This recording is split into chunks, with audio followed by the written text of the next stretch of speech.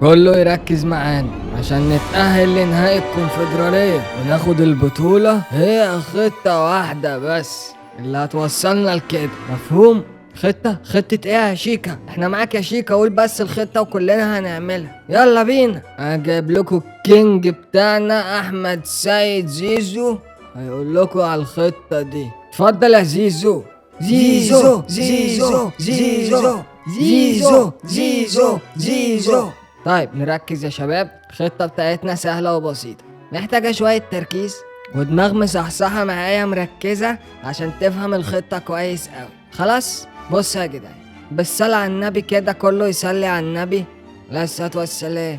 كله يصلي على النبي في الكومنتات كمان مرة عليه الصلاة والسلام يا زيزو. طبعا عارفين ان الماتش الجاي بره ارضنا، والماتشات اللي في افريقيا دي بتكون متشعبة، اعمال وسحر ودجل وشعوذة، وفوق كل ده الحكم هيكون قابض وهيزعلنا جامد. عشان كده مفيش غير خطة واحدة هي اللي هتكسبنا الماتش ده. ايوه ايه هي الخطة؟ انت عمال بترغي كتير ليه؟ طيب الخطة اسمها شلح وزوم تكسب حتى لو مظلوم. ده ايه الخطة دي؟ اول مرة اسمع عنها. اتقل بقى تاخد المفيد، قول يا زيزو. خطة شلح وزوم تكسب حتى لو مظلوم دي بتعتمد على حاجتين مهمين، بتعتمد على قدرتك في الزومان. طب تعرف تزوم صح ولا ما بتعرفش؟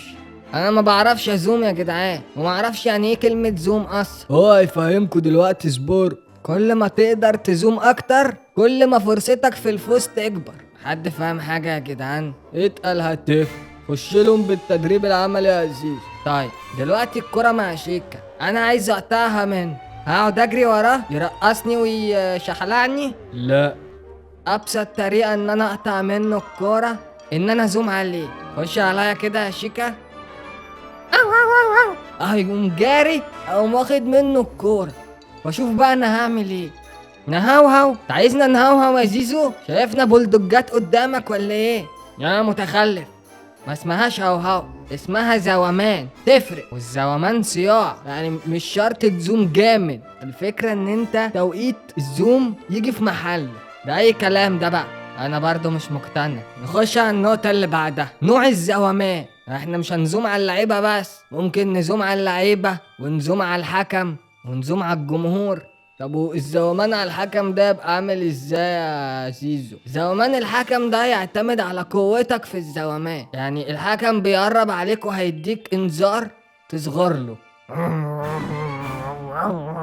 فاهم؟ تديله وضع الايه، الهجوم، فيرجع في كلامه.